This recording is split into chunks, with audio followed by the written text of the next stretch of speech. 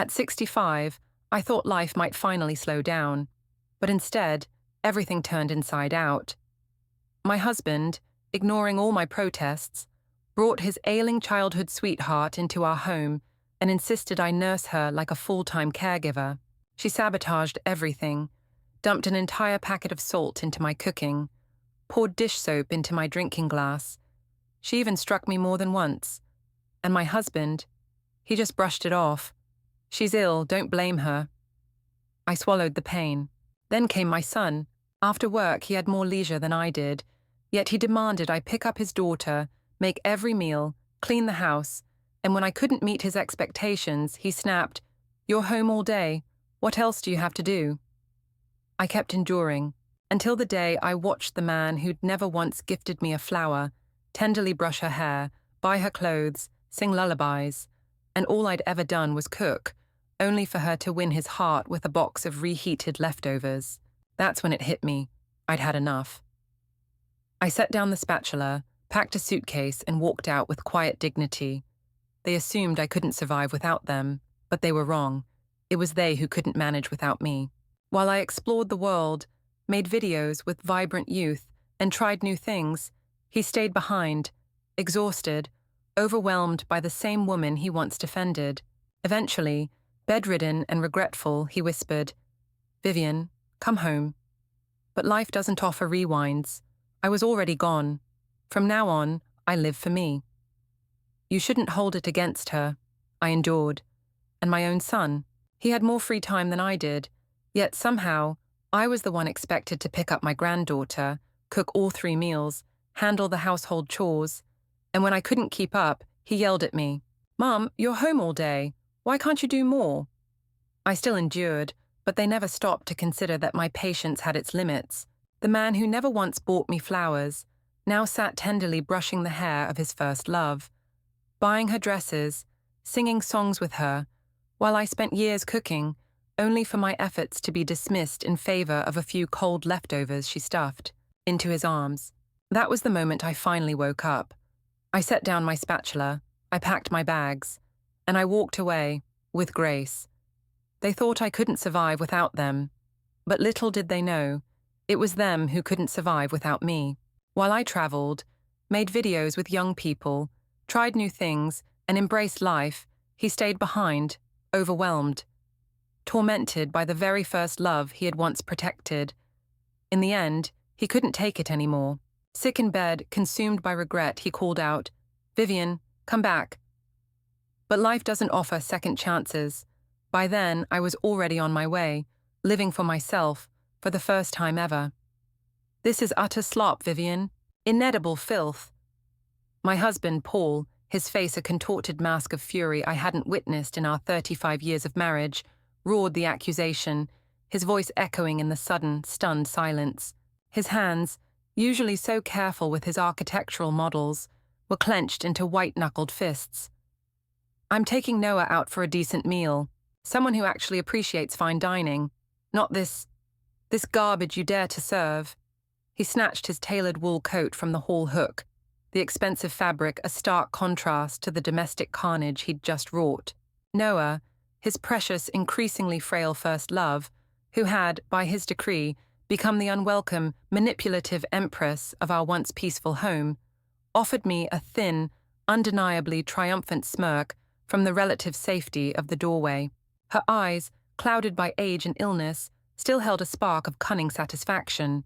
They left, Paul practically dragging her, the heavy front door slamming with the force of a gunshot, the resonant boom swallowed by a silence so profound, so absolute, it felt like the very end of the world as I knew it. And in a chilling, irrevocable way, it was. That was the night 35 years of shared history, of unspoken vows and quiet companionship, shattered into a million irreparable pieces, alongside the cheap, cheerful porcelain bowl I'd favored for its unpretentious charm. Little did he know, as he stormed out in his righteous indignation, his personal, meticulously brewed karma was already simmering on a back burner, hotter and far more potent than any stew I'd ever lovingly prepared. His comeuppance was not a matter of if, but when. Life before Noah's insidious arrival hadn't been a breathless fairy tale, filled with grand romantic gestures or passionate declarations. Paul was, by nature, a man of practicality, of blueprints and bottom lines, not poetry and posies. But our life had been ours, a shared tapestry woven with threads of predictability, yes, but also a deep, comforting familiarity. There was a quiet rhythm to our days, an unspoken understanding that I, in my naivety, had mistaken for the enduring strength of love. I'd long ago made peace with the fact that I wouldn't be showered with surprise bouquets or have sentimental verses whispered in my ear under moonlit skies. Yet, there was a bedrock of shared history, decades of small moments, joys and sorrows weathered together, which I believed formed an unbreakable foundation.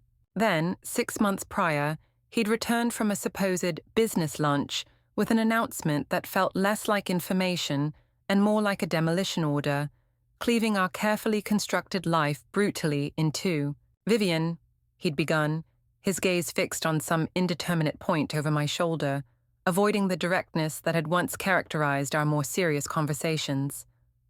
"It's Noah. She's unwell. Alzheimer's. Quite advanced, they say. She has no one left, Vivien. No family to speak of. She's moving in with us." Noah. The name itself felt like a phantom limb, an echo from a past I had only vaguely been aware of. His first love, the girl he'd occasionally, in moments of unguarded nostalgia, triggered by an old song on the radio or a scent of a forgotten perfume, mythologized in hushed, almost reverent tones. A spectral figure I never imagined would materialize in my living room. "Moving in," I'd managed to echo, the words feeling like heavy, unyielding stones in my mouth, obstructing my breath. "Paul, with all due respect, we don't have the spare room, not really. And the means, more importantly, I'm not a trained nurse. I'm not equipped, emotionally or physically, to care for someone with advanced Alzheimer's disease." I had tried to keep my voice reasonable, to appeal to the logical man I knew. His jaw, a feature I once found reassuringly strong, had tightened into a stubborn, unfamiliar line.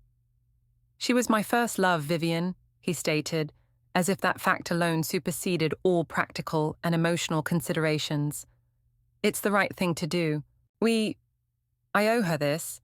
It's a matter of loyalty, of decency." "Owe her?" The word stung. What about what he owed me, his wife of 3.5 decades? What about the loyalty and decency I was due? My unspoken questions hung heavy and unanswered in the suddenly chilled air between us. The early days of Noah's residence were a masterclass in subtle, insidious tyranny, orchestrated with the cunning of a seasoned political operative despite her cognitive decline. Noah, physically frail, but with eyes that seemed to miss nothing, particularly nothing that could be used to her advantage, played her illness like a virtuoso, manipulating a complex instrument. Lost teacups, ones I cherished, would inexplicably reappear, nestled in my sewing basket, mocking my order. Sentimental trinkets of mine, small figurines Paul had bought me on rare holidays, would vanish without a trace, only for her to discover them days later, innocently placed in the kitchen trash bin. A slight, confused frown, her only alibi. Paul, utterly bewitched by this performance of helpless fragility, saw only a damsel in perennial distress, a victim of a cruel disease, never the shrewd manipulator I was beginning to perceive.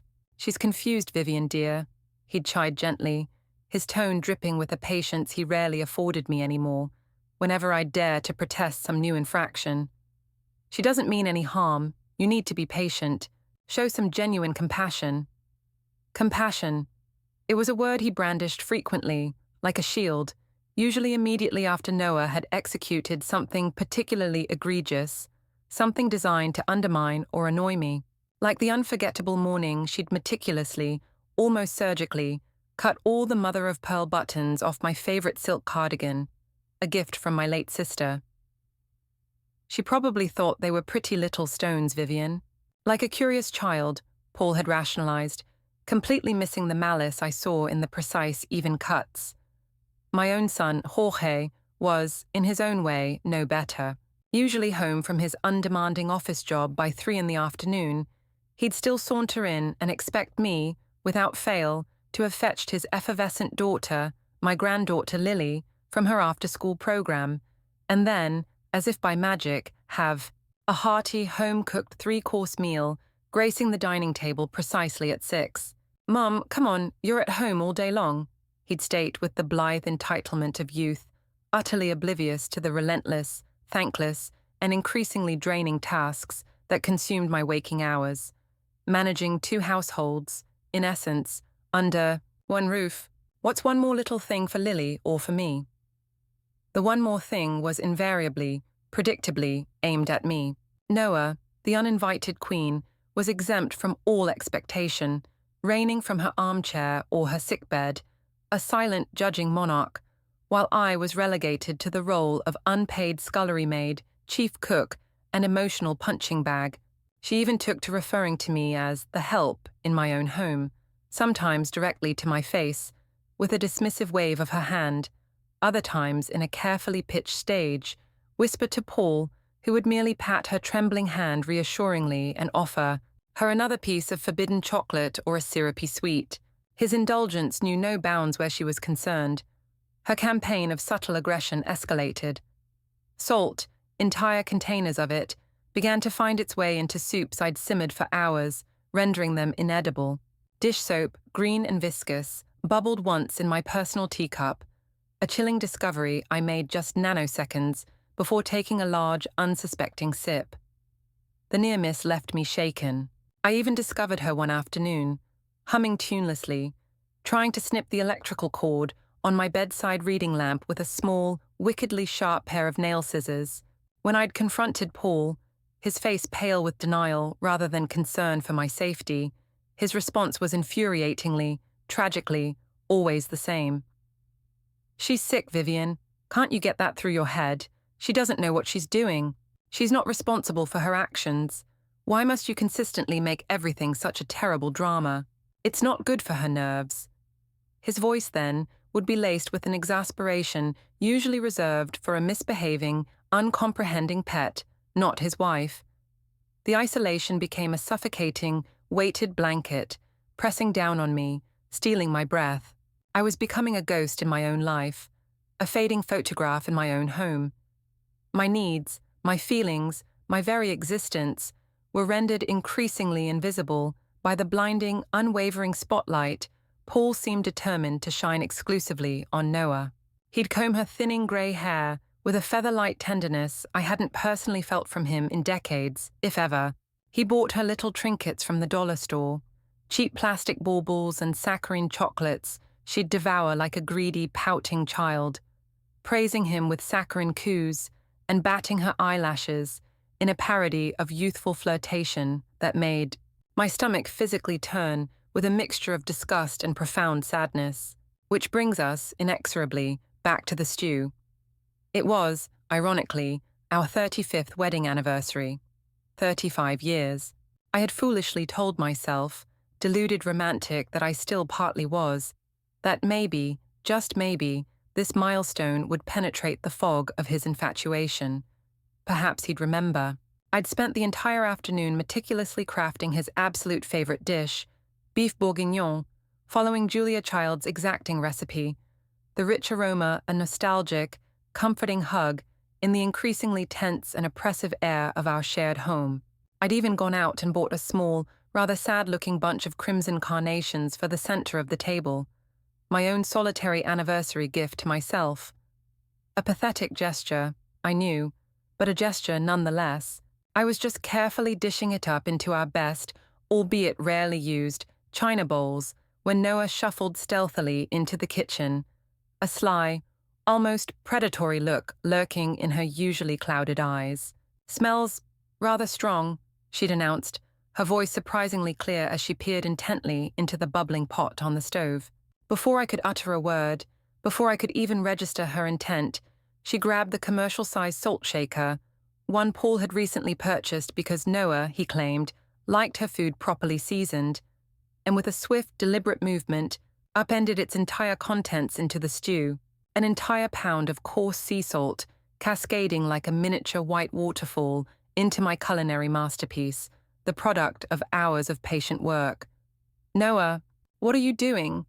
I'd cried out, instinctively lunging for the pot, trying to salvage what I knew was already lost, but it was far too late. The salt had vanished into the rich, dark liquid. Paul, as if on cue, walked into the kitchen at that exact catastrophic moment. "What on earth is all the shouting about in here?" he demanded, his brow furrowed. She just deliberately poured the whole container of salt directly into the stew," I stammered, my finger trembling as I pointed towards Noah, who was already beginning to crumple. Noah, a consummate actress, immediately burst into theatrical gulping tears. "She's blaming me again, Paul. She always blames me. I just wanted to help her. She never, ever lets me help." Her voice was a high-pitched, pitiable wail. Paul's face, which had been merely annoyed, hardened into a granite mask of disbelief, and then anger directed solely at me. He seized a nearby tasting spoon, dipped it roughly into the pot, brought it to his lips, and his expression curdled, as if he'd ingested poison. "Vivien, this is completely inedible. It's pure, unadulterated salt. How could you be so careless?" "Because she poured it in," I insisted, my voice rising now, laced with a desperation born of weeks of such gaslighting. "I just stood here and watched her do it." "Enough, Vivien," Paul roared, his patience, always thin where I was concerned lately, finally snapping. And that's when he grabbed the pot. The beautiful, rustic earthenware pot I'd saved up for months to buy. A small, cherished luxury in my otherwise utilitarian kitchen. He didn't just tip its contents into the sink, he hurled it, with all his strength. It struck the ceramic floor tiles with a sickening, explosive crack, stew and shards of pottery flying in all directions. "This is slop, Vivien. Absolute, disgusting slop. After all these damned years, you still can't even get a simple bloody meal right. It's an insult." He turned then, his rage vanishing as quickly as it had appeared when he faced Noah. His voice softened instantly to a tender caress. There, my dear. Don't you cry now. It's not your fault.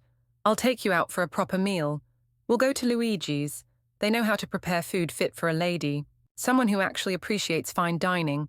Not this garbage." He grabbed his expensive coat, took Noah's arm with a possessiveness that chilled me to the bone, and she, unable to resist a final act of cruelty, cast that vile, victorious, knowing smirk at me over her slumped shoulder. The heavy front door slammed shut behind them, a punctuation mark on my humiliation. And I was left standing alone, motionless, in the silent, fragrant ruins of my anniversary dinner, my crumbling marriage, and what felt like the very wreckage of my life. The silence that descended upon the kitchen in their wake was not a peaceful absence of sound. It was a physical, crushing weight, pressing down on my chest, making it difficult to breathe. My feet felt as though they were rooted to the linoleum floor, amidst the rapidly cooling, congealing disaster. Chunks of tender beef, lovingly browned, slivers of sweet carrot, pearly onions, all swimming listlessly in a salty, greasy tide that was now seeping ominously into the once white grout lines. It was, I thought with a detached, almost clinical sort of horror, a perfect visceral metaphor for my current life, wasn't it? A disgusting, unsalvageable, irretrievable mess. And I, apparently, was the sole sanitation engineer expected to clean it all up. How long I stood there, a statue carved from shock and despair, I honestly don't know. Minutes stretched into an eternity. Eventually, the familiar click of the front door latch broke the spell. It was Jorge, my son, home from his remarkably stress-free day. "Mom? Where's Lily? You were supposed to collect her from ballet an hour ago, Mrs. Peterson called me, slightly annoyed, I might add. And what in God's name is that overpowering, rancid stench?" He stormed into the kitchen, his words sharp with impatience, then stopped dead in his tracks at the sight that greeted him. His gaze, usually so quick to find fault with me, flickered from the splattered stew on the floor to my disheveled, frozen form, then dismissively back to the stew. There was no trace of concern in his eyes, not for me at least, only a deep, weary annoyance. "Seriously, Mom, what on earth happened in here now? Dad called me absolutely furious, said you had a complete and utter meltdown, again. He said Noah needs a calm, stable environment, and well, frankly, you're not helping matters, are you? You're just making everything worse." a meltdown. That's what Paul, in his infinite capacity for self-justification, had called it. My desperate, inarticulate protest against years of silent neglect, emotional abuse, and being treated like an invisible servant in my own home was simply a meltdown. As if I were a faulty appliance needing a good kick. Something inside me, something I hadn't even realized was still capable of sensation, didn't just snap, it seemed to vaporize, leaving behind a cold, clear void. My patience, I said, my voice raspy, almost a stranger's croak, unfamiliar even to my own ears after so much enforced silence, has its scientifically defined limits, Jorge, and we have spectacularly exceeded them. I thought of Paul, my husband, gently, almost reverently, brushing Noah's thin, graying hair, singing her old, forgotten, sentimental lullabies, as if she were a precious child, while my own hands were raw and, chapped from endlessly scrubbing floors she'd deliberately soiled, or cleaning up messes she'd artfully created. I thought of the almost beatific way his eyes, Paul's eyes, would light up with something akin to adoration when she'd reward him with a gummy, nearly toothless smile after he'd fed her a piece of forbidden candy. A light, a spark I hadn't seen, directed personally at me in what felt like a lifetime. "I'm done," I announced, the words spoken more to the universe, to myself, than specifically to him. He was, after all, just a symptom of the larger disease. I turned on my heel with a newfound, albeit shaky sense of purpose, leaving him gaping, mouth agape like a landed fish, in the midst of the ruined kitchen, the smell of spoiled ambition hanging heavy in the air. I walked, with measured steps, into what had once been our bedroom, but was now, I silently and firmly decided, my bedroom, at least for these last few moments. I reached up and pulled down the old battered but sturdy suitcase from the dusty top shelf of the wardrobe, the very same one we'd used for our honeymoon trip to Niagara Falls all those years ago. A lifetime ago. It felt strangely, grimly fitting, a bookend to a story I was finally determined to close. I didn't own an extensive wardrobe. My clothes were, for the most part, practical, serviceable, worn until they were threadbare. My few pieces of real jewelry, a string of pearls from my mother, a gold locket Paul had given me for our 10th anniversary, felt like relics from another, happier woman's life, someone I no longer recognized. As I began to pack, methodically folding worn blouses and sensible skirts, the front door opened again, and I heard their voices drifting down the hall. Noah's light, surprisingly girlish laugh, a sound that always grated on my nerves, and Paul's, deeper, placating rumble.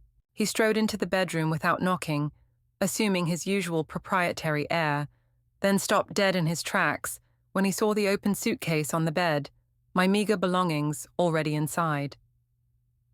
"Vivien, what in the blazes do you think you're doing now?" His voice was a symphony of incredulity, condescension, and that familiar, grating impatience. "I'm leaving, Paul." I stated it simply, as a fact, no tremor in my voice this time. He actually had the audacity to laugh. A short, sharp, disbelieving bark of a sound. "Leaving? Don't be utterly ridiculous, woman. Where on earth would you possibly go? You haven't got a penny to your name that I haven't provided. You'll be back within a week, tail between your legs, when you finally come to your senses. You can't possibly live without us. We are your life." I met his arrogant, dismissive gaze straight on, a flicker of something, defiance, self-respect, finally igniting within me. "Little did you know, Paul," I said, the words echoing a thought that had been slowly, painfully forming in the deepest recesses of my mind for months. "It is, in fact, you who cannot possibly live without me." I zipped the suitcase closed. It wasn't heavy. 35 years of marriage, of shared life, of thankless servitude, and all I truly had to show for it fit with ease into one small, undeniably worn, imitation leather case. I walked past him, my head held high, past Noah, who was peering with avid, feigning innocence eyes around the doorframe, her expression a mixture of alarm and poorly concealed glee. I didn't utter a single word of goodbye. There was absolutely nothing left to say that hadn't already been said, or brutally demonstrated. The definitive, sharp click of the front door latch closing firmly behind me was, without a doubt, the sweetest, most liberating sound I had ever heard in my entire 65 years. The cool, crisp night air on my face, carrying the scent of distant rain and damp earth, felt like a long overdue baptism, washing away years of grime. I was terrified, absolutely petrified. I was 65 years old, a senior citizen, with a meager few $100s hastily stuffed into my purse and a single suitcase containing a lifetime of old, unremarkable clothes. But as I walked steadily down the dimly lit, familiar street, away from the house that had insidiously, over time, become my gilded cage, my prison, I felt an astonishing, almost giddy lightness I hadn't even realized I'd lost, or perhaps never truly known. It was, I understood with sudden clarity, the exhilarating, terrifying weight of freedom. After a few aimless days in a soul-crushingly impersonal motel, a place that smelled faintly of despair and stale cigarettes, I found a small, sparsely furnished room to rent above a bustling, cheerful artisan bakery. The constant, warm, yeasty smell of baking bread and the sweet, comforting aroma of sugar and cinnamon became a grounding, everyday sort of presence in my new, uncertain life.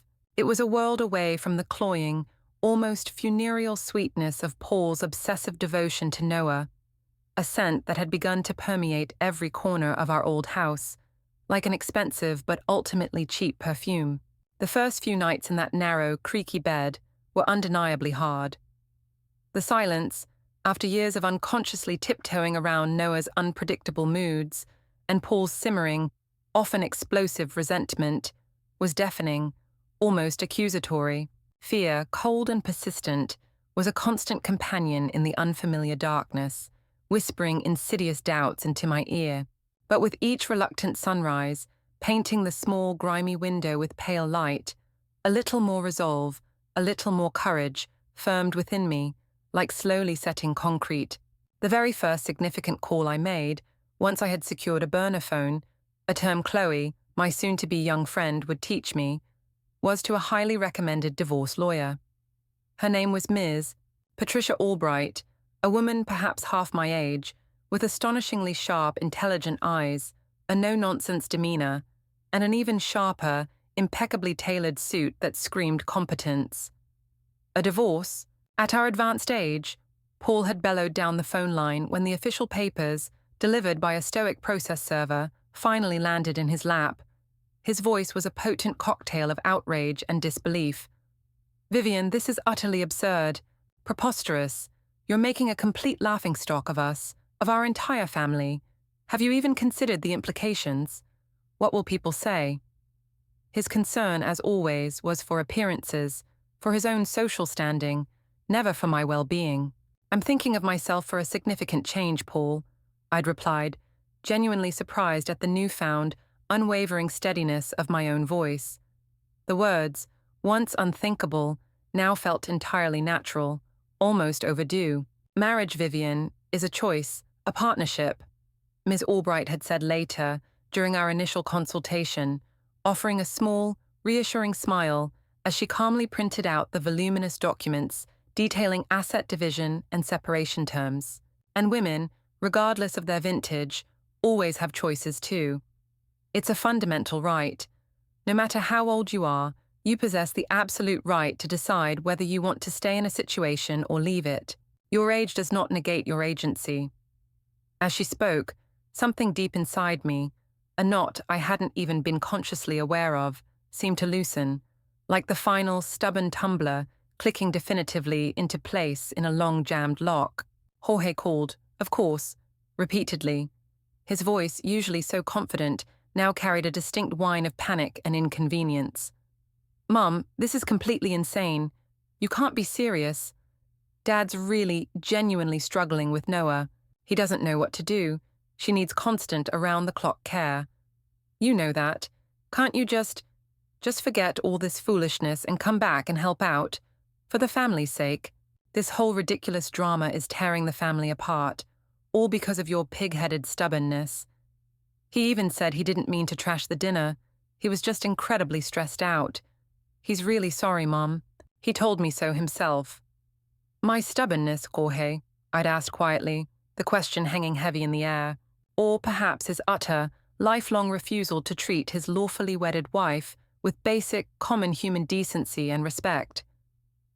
He'd had no coherent answer for that, of course, just sputtered a series of lame, transparent excuses and veiled accusations about my lack of understanding for the pressures he was now under. Slowly, hesitantly at first, then with growing confidence, I began to sketch out a new canvas for my unexpectedly blank life. I took long, aimless walks through unfamiliar neighborhoods, rediscovering the simple pleasure of observing the world without a pressing agenda. I stumbled upon a small, welcoming community art class, held in the basement of the local library, and, to my own surprise, found a nascent, unexpressed talent for watercolor painting. I even, at the persistent, enthusiastic urging of a bright, perpetually cheerful young barista named Chloe, who worked at the cafe downstairs from my room, started a simple, anonymous online blog. I called it 65 and Suddenly Solo. I wrote about my daily discoveries, the small, unexpected joys of newfound independence, the challenges of navigating a world that often felt designed for couples or much younger women. Chloe and her wonderfully supportive, vibrant group of 20-something friends, a delightful mix of students and young professionals, unofficially adopted me, taking me under their collective, energetic wing.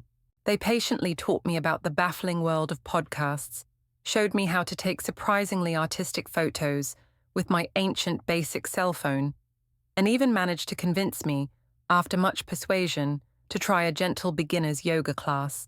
I felt lighter, younger somehow, more alive than I had in decades. One blustery afternoon, as I was leisurely enjoying a surprisingly good latte at Chloe's bustling cafe, savoring a moment of quiet solitude, the bell above the frosted glass door jingled insistently, and my breath caught in my throat. Paul walked in. He looked different, rumpled somehow, defeated, tired in a way that went bone deep. He was clutching a small, undeniably wilting bunch of supermarket carnations, their edges already browning, a pathetic offering. My heart performed a strange, unwelcome little flip-flop, a muscle memory of concern, before it thankfully settled back into its new, more cautious rhythm.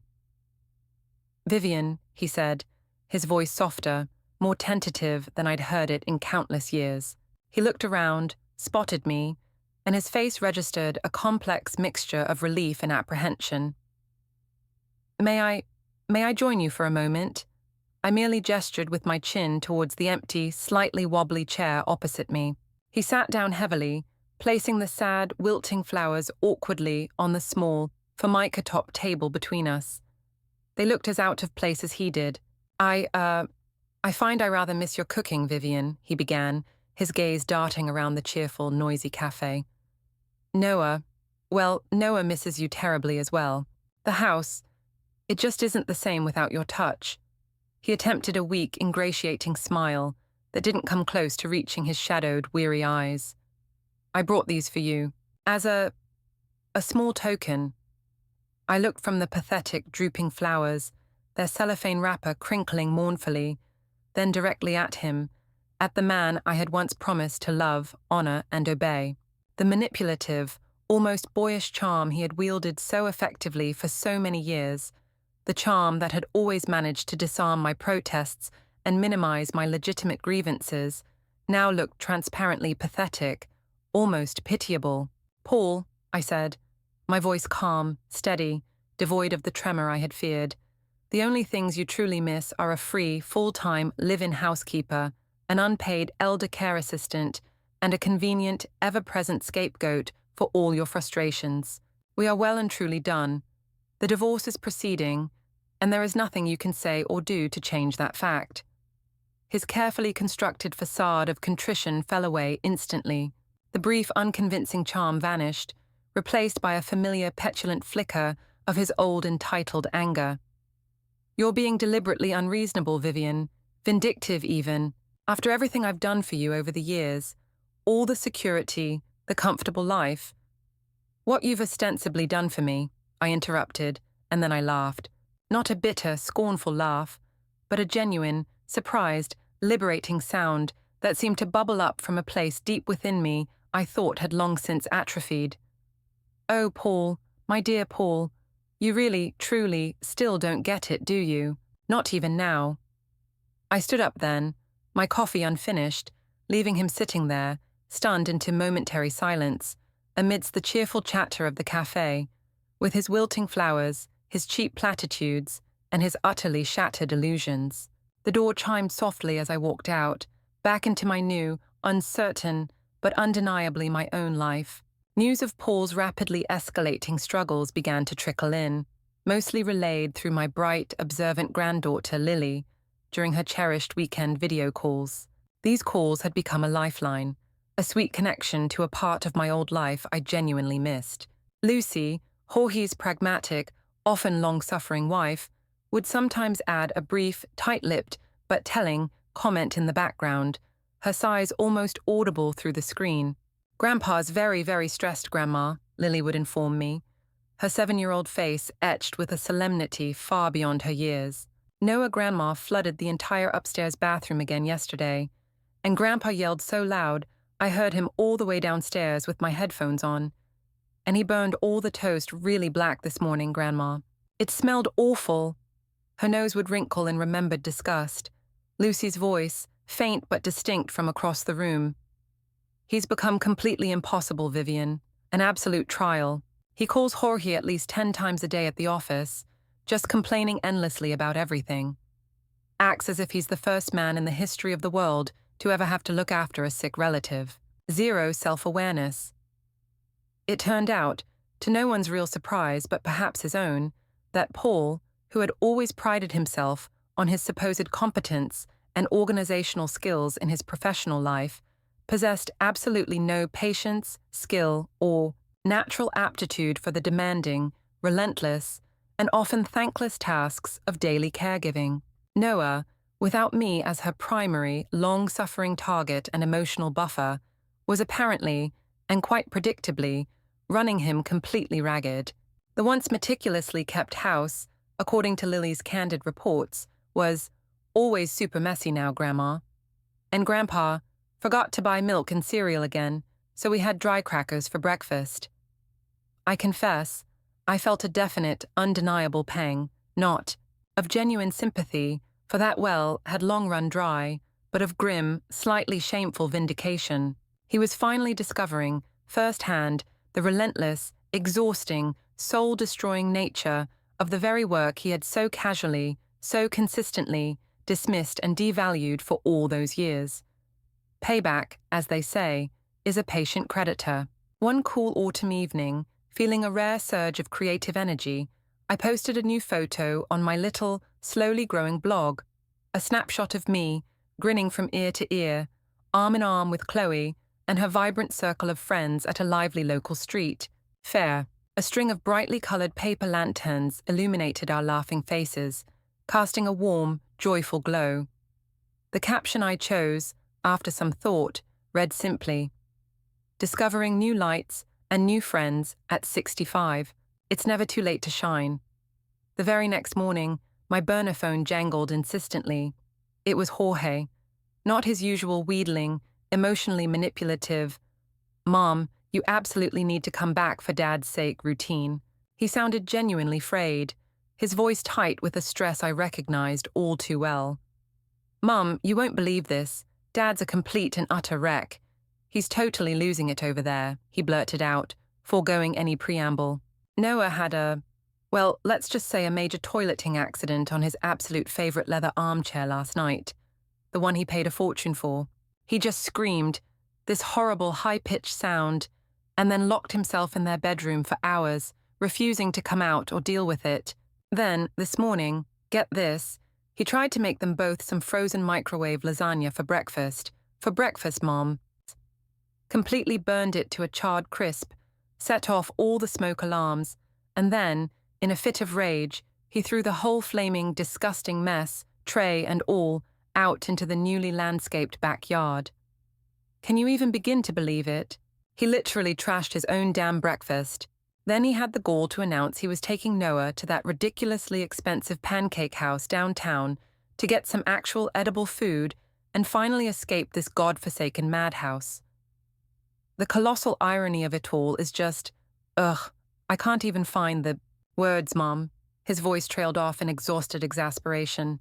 It was a bitter, almost comically distorted echo of that fateful anniversary night. Only now, he was the one creating the domestic chaos. He was the one trashing the food out of sheer incompetence, overwhelming frustration, and a dawning, terrifying sense of helplessness. The chickens, it seemed, were well and truly coming home to roost.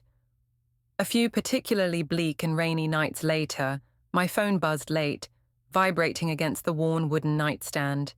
An unknown number. I almost ignored it, a conditioned reflex from years of avoiding Paul's late-night wine-fueled monologues. But a strange, unbidden intuition, a prickle on my skin, made me reach out and answer. It went straight to a crackly, indistinct voicemail. Static, then Paul's voice, strained, hoarse, almost unrecognizable. Vivien, please. I can't. I don't know what to do. She threw the entire dinner tray, tomato soup all over the new wallpaper in the dining room. She doesn't understand anything I say. I try to be patient, but I really, really need. Vivien, please, just for a little while. Then the distinct sickening sound of something heavy crashing, a muffled, agonized groan, and the line abruptly went dead. I replayed the message twice, my heart hammering an unsteady rhythm against my ribs. His raw, naked desperation was undeniably palpable, a tangible force reaching out through the ether, a tiny, almost completely extinguished ember of something. Was it pity, or just a deeply ingrained, decades-old habit of response? Flickered uncertainly within me. Then, I took a long, slow, deliberate deep breath, and I vividly pictured him standing over me, a sneer of contempt on his face, as I knelt on the cold kitchen floor, meticulously cleaning up the greasy, shameful remnants of the anniversary stew. I pictured Noah's small, triumphant, utterly unapologetic smirk. With a decisive tap of my finger, I deleted the voicemail. He had meticulously, over many years, made his bed. Now, as far as I was concerned, he could bloody well lie in it, preferably, I thought with a flash of uncharacteristic malice, covered in cold, congealing tomato soup. Paul's decline, once it began, seemed to gather a terrifying, inexorable momentum. Friends from his golf club and Rotary meetings, who had initially offered token gestures of support and lukewarm casseroles, gradually stopped calling, their patience worn thin by his endless, self-pitying litany of complaints about Noah's challenging behaviors and his own perceived martyrdom. Lily, my sweet, unwitting informant, reported during our calls that Grandpa looked very, very old now, Grandma, and awfully, awfully sad, and that he and Noah mostly subsisted on dry cereal for dinner, sometimes not even that, because, Grandpa says, cooking proper meals is just too hard and too depressing now. His physical health, predictably, began to visibly suffer under the relentless onslaught of chronic stress, a consistently poor and unbalanced diet, and the endless, fragmented, sleepless nights spent dealing with Noah's increasingly frequent nocturnal wanderings, her bouts of confusion, and her escalating anxieties. He'd always been a robust, almost bull-like man, priding himself on his vigor, but now he looked gaunt, almost spectral, his expensive suits hanging limply on his shrunken frame, his shoulders perpetually slumped in an attitude of utter defeat. The vibrant, often overbearing energy that had characterized him was gone, replaced by a listless apathy. He made one desperate, ill-fated attempt to put Noah in a temporary respite care facility. It was a grim, clearly understaffed, and faintly odorous place from which he guiltily pulled her out after only 3 miserable days, unable to bear Noah's tearful, albeit likely confused and manipulated, accusations of cruel abandonment. He was, I realized, still susceptible to her particular brand of emotional blackmail, even as it destroyed him. The financial strain of their situation also began to show alarmingly. He'd always been cavalier, almost disdainful, with money, relying implicitly on my careful, often invisible, management of the household budget. Now, faced with the escalating costs of expensive, unhealthy convenience foods, his failed attempts at hiring occasional, unreliable in-home help, and Noah's rapidly increasing medical needs and prescription co-pays, his once comfortable savings were dwindling at a terrifying rate. The divorce was eventually finalized, a quiet, anticlimactic affair conducted mostly through our respective lawyers. As part of the legally binding settlement, we agreed to sell the marital home, the house where we had raised our son and weathered countless storms, and split the proceeds equally. It was, I hoped, a clean, definitive break, the final, necessary severing of our tangled 35-year shared life. Ms. Albright, my capable lawyer, handled most of the complex paperwork, but there were a few crucial documents that required both our signatures, in person, before a notary. We met, by pre-arrangement, at her spacious, intimidatingly modern downtown office. I arrived deliberately early, feeling surprisingly composed, almost serene, dressed in a smart new navy blazer I'd proudly bought with my very first small freelance writing check, an opinion piece I'd tentatively titled Reinventing Yourself After 60, It's Never Too Late for a New Chapter, for a local community newsletter. It had been surprisingly well received. When Paul arrived, shuffling in a few minutes late, I almost didn't recognize him. He was a mere shadow of his former self. His usually impeccable suit was creased and looked too large for him. His eyes were dull and bloodshot, his thinning hair uncharacteristically unkempt. He moved with the slow, pained deliberation of a much older, frailer man, though we were, in fact, very close in age. He attempted some strained, awkward small talk as we waited for the notary, his voice raspy and weak. You're looking remarkably well, Vivien. Truly. There was a note of genuine surprise, perhaps even a hint of resentment in his tone. I am well, Paul, I replied, simply and truthfully, meeting his gaze without flinching. Happier than I've been in years, actually. As he signed the final, legally binding document, the one that would officially dissolve our marriage, his hand trembled so violently he could barely hold the pen steady. He put it down with a clatter, looked directly at me, his carefully constructed dam of self-control finally, spectacularly, shattering. Tears, unexpected and shocking, welled in his red-rimmed eyes. I made a mistake, Vivien, he whispered, his voice cracking with a raw, undisguised emotion I hadn't heard from him since the death of his own mother. A terrible, colossal, unforgivable mistake. I honestly thought I loved her, you know? Or at least, the romanticized memory of her, that vibrant, laughing young girl from all those faded photographs, all those years ago. But I see now. I see I destroyed us. I completely, irrevocably destroyed you, what you were to me. I trashed everything we ever built, Vivien, not just that one damned insignificant dinner.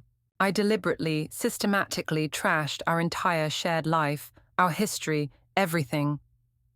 I looked at him, this utterly broken, self-pitying man who had once wielded so much unquestioned power over my happiness, my sense of self-worth, and I felt a profound, almost startling nothingness. No thrill of triumph, no lingering resentment, no anger, not even a flicker of pity, really. Just a vast, cool, empty space where our life together, our shared identity as Paul and Vivien, used to reside. Yes, you most certainly did, Paul, I said, my voice even, calm, almost clinical. And now, as a consequence of your own choices, you have to find a way to live with that unvarnished truth.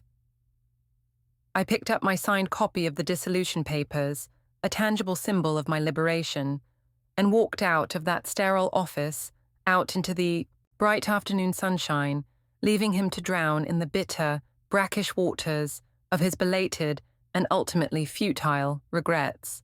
Paul was truly, unequivocally alone now, in a way he had likely never conceived possible. After the relatively quick sale of the house, a process I remained blessedly detached from, he moved himself and Noah into a cramped, soul-crushingly depressing two-bedroom apartment in a rundown part of town. a far cry from the spacious, sunlit home he'd so carelessly dismantled. His increasingly frantic, wholly inadequate attempts to care for Noah, whose Alzheimer's was now in its most challenging, aggressive stages, became a daily tableau of despair and incompetence. Eventually, with his funds almost entirely depleted, his health rapidly deteriorating, and his once indomitable spirit irrevocably broken, he had no viable choice left but to place Noah, his cherished first love, his life's great romantic albatross, into a state-run, long-term care facility. Lily, bless her innocent heart, told me during one of our calls that Grandpa had visited Noah there exactly once, stayed for less than an hour, and then never, ever went back. He said she didn't know him anymore at all, Grandma, Lily had whispered, her voice laced with a child's confusion at adult sorrow. He said it was like visiting a complete stranger, someone who just stared right through him. It made him too sad, he said. The irony, of course, was that he had treated me like a stranger, someone whose needs and feelings were invisible, for years. His already strained relationship with Jorge, our son, had fractured almost completely, the chasm between them now seemingly unbridgeable. Jorge, burdened with the responsibilities of his own young family and a demanding career he often complained about, had little patience or emotional bandwidth left for his father's incessant, grating negativity and his endless, often unreasonable, demands for help that Jorge was no longer willing, or perhaps even able, to consistently provide. He just complains all the time, Mom, about every little thing, Jorge had confided in me during a rare, surprisingly candid phone call. Never once asks about Lily or how Lucy and I are doing, never offers to help us out in any way. It's always, always about him, his problems, and how profoundly unfair his life has become. It's exhausting just listening to him. Then, one crisp autumn afternoon, as I was happily puttering in the small herb garden I'd planted outside my cozy rented cottage, the call I'd almost been subconsciously expecting for months finally came. It was Jorge, his voice subdued, heavy with a weariness that mirrored my own from years past. Mom, it's Dad. He's in the county hospital. It's his heart. The doctors are saying it's pretty serious this time. He's been asking for you, Mom. Repeatedly. He keeps saying your name over and over again, like a mantra. A profound wave of bone-deep weariness washed over me, momentarily eclipsing the satisfaction I'd been feeling from the simple act of tending my plants. To go or not to go? That was the unwelcome question. What, in all honesty, was truly left to say between us? What possible good could my presence do now? But some deeply buried, almost vestigial strand of shared history, some unacknowledged, primitive need for ultimate, definitive closure, pulled at me, an invisible, insistent thread. The hospital room was depressingly stark, filled with the ubiquitous, sterile smell of antiseptic and an almost palpable aura of quiet despair. Paul lay shockingly small and frail against the stark white, institutional pillows, a confusing network of tubes and wires tethering him to a chorus of quietly beeping, indifferent machines. His eyes were closed, his breathing shallow and labored. Jorge sat slumped beside the bed, looking utterly exhausted and at least a decade older than his actual years. He jumped up, startled, when he saw me quietly enter the room. Mom, thank you. Thank you for coming. Jorge's voice trembled, thick with unspoken grief, his eyes glassy with tears he refused to let fall. That single word, Mom, sent a strange tremor through me. I hadn't heard it said like that in years. Not with weight, not with vulnerability. The kind that reaches out like a hand across time. The sound of his son's voice seemed to stir something in Paul. His eyelids, creased and fragile like old parchment, fluttered open, as if dragged from sleep against their will. For a moment, he looked lost, unmoored. His gaze drifted like a ship in fog, but then, with glacial effort, it found me, locked onto me. And in those hollow, sunken eyes, something flickered, a faint spark behind the cataract haze. It wasn't recognition, not entirely, not joy, not even clarity. But it was something raw and human. Surprise, maybe. Hope. guilt that had fermented over years into something corrosive. Vivien. My name fell from his lips like a crumbling leaf in autumn, dry, brittle, barely audible under the mechanical whispers of the respirator. You actually came. I eased myself down into the chair Jorge had just abandoned. It groaned beneath my weight, not from heaviness, but from years of silent witnesses to moments like this. Deaths, regrets, goodbyes. How are you feeling, Paul? I asked, not because it made sense, but because there are rituals even the most broken of relationships instinctively obey. Asking how someone feels, even when the answer is inked in every tube, monitor, and pale, skeletal feature before you. He gave a thin, ghostly smile, the kind that barely curled his lips, but reached all the way to the void behind his eyes. Like I finally, thoroughly, unarguably earned this. His breath caught, rattled, and his fingers twitched like dying branches in the wind. I wrecked everything, didn't I? His words came slower now.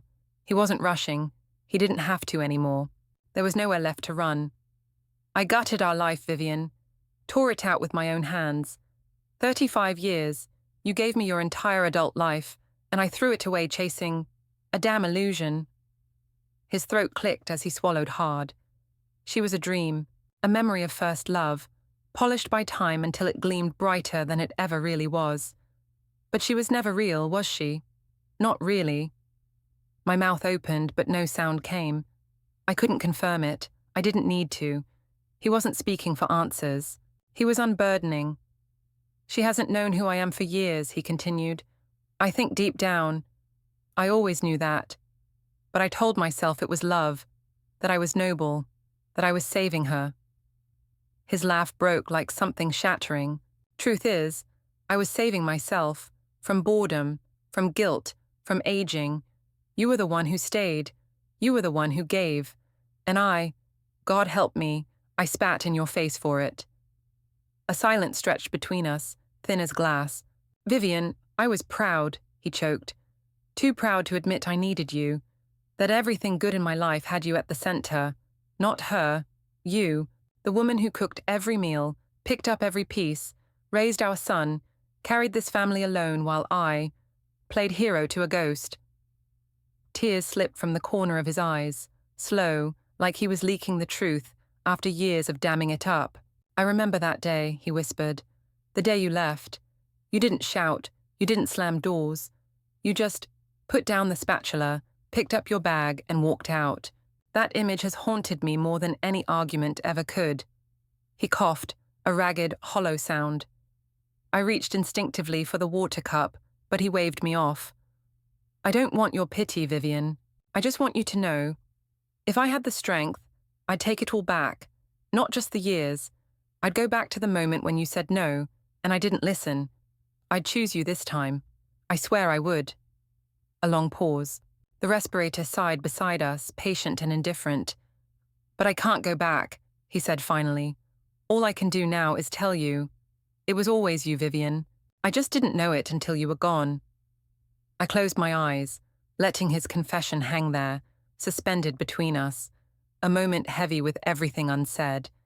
The apologies he never spoke, the touches that never came, the decades I spent waiting for a love that was mine all along, buried beneath cowardice, pride, and fantasy. I stood, brushed the wrinkles from my skirt.